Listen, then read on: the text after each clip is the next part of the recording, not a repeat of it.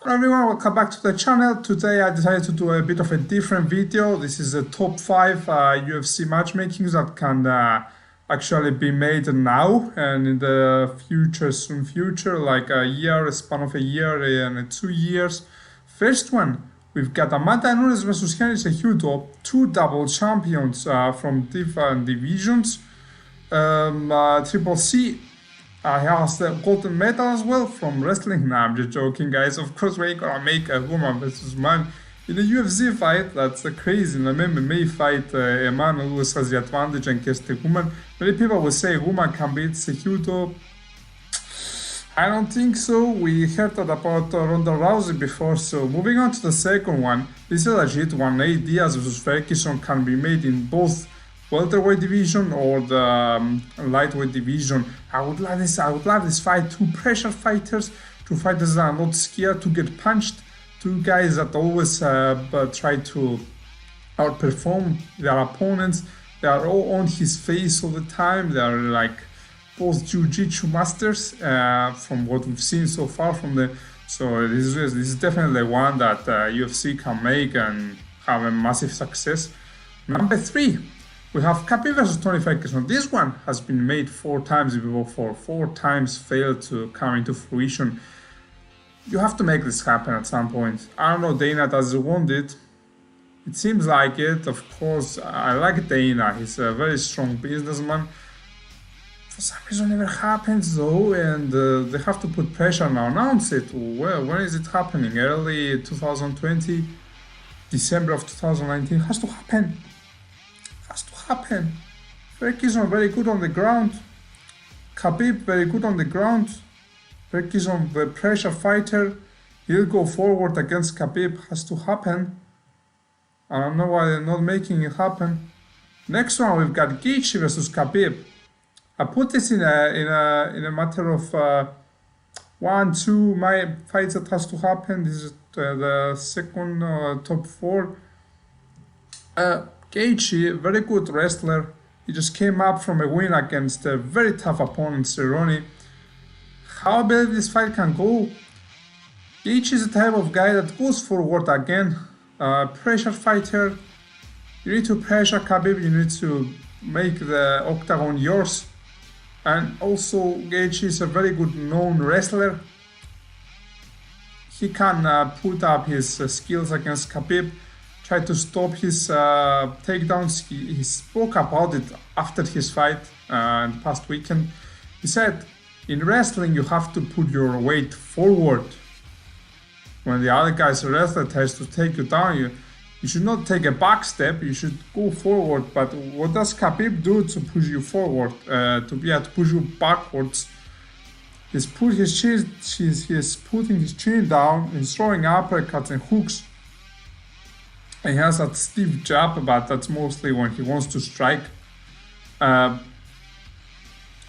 is the type of guy that I believe he can actually manage to stop Khabib's style of fight. Gaethje so much power in his hands, and he knows that he might get hurt. He will actually hurt his opponent. So he's not the one that will back off in a fight. We know that one. And he's also not so much afraid of people taking him down. So it allows him to go full on to his strategy. Like all the times we see in people taking him down, he was able to come back on his feet fast. However, Khabib is a different type of animal, different type of game. We've seen Khabib being very good with his takedowns, very good with his timing. Now for the top one, we've got GSP versus Khabib that needs to happen after that. However, I'm well aware that GSP is almost 40 years old now, 38. 38 is pushing 40, of course. Next year might be 39. Many people say it needs to happen now. Although GSP never fought in the lightweight division, which is the 155 pounds. He fought in the welterweight division, which is 170 pounds, and the middleweight division, which is on 185 pounds. In both divisions, performed very good on top of his game. Even the fights that he lost, he came back, avenged his losses. he made the wrong right. He rewritten history. He went back, studied, trained, came back with a game plan that beats his opponent's game plan, and that's what GSP does the best out of all the fighters in the history, and that's why he's the greatest fighter of all time in MMA. And that's the reason he actually has a very good case on beating Khabib, because he's able to adjust his guy with a game plan so strong that only two people managed to stop it, Matt Hughes and Matt Serra. And Khabib's name doesn't start with Matt, so he has less chance. He has less chances of winning, you know. GSP will go for a kick, fake it, then punch you with a jab, goes for a jab, fakes it, goes straight on takedown. You go for a kick, it superman jab you. It's crazy. And what most people don't make Khabib do is guess. Even when you're on the ground with Khabib, you need to make him guess. What did all his opponents did on the ground when they were there so far from top fighters like Kinda, Conor, Barbosa, Poirier, they try to get straight back on their feet. What does that do? Makes you predictable. Khabib knows what to do at that moment.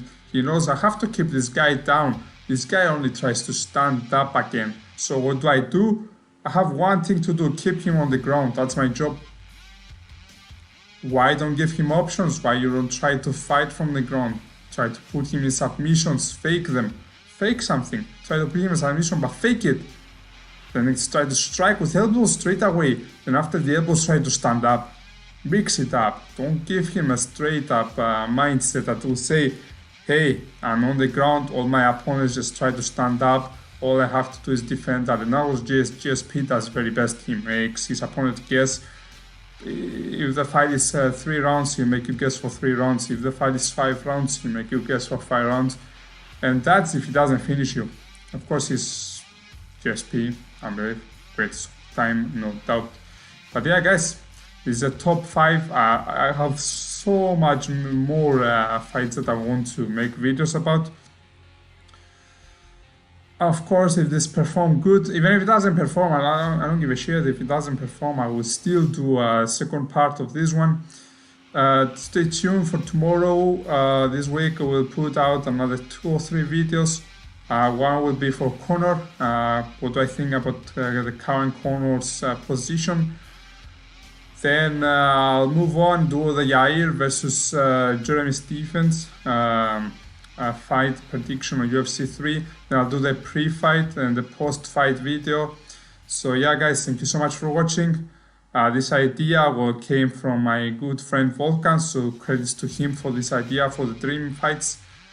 Make sure to like, subscribe, share it with your mates, and I'll see you later.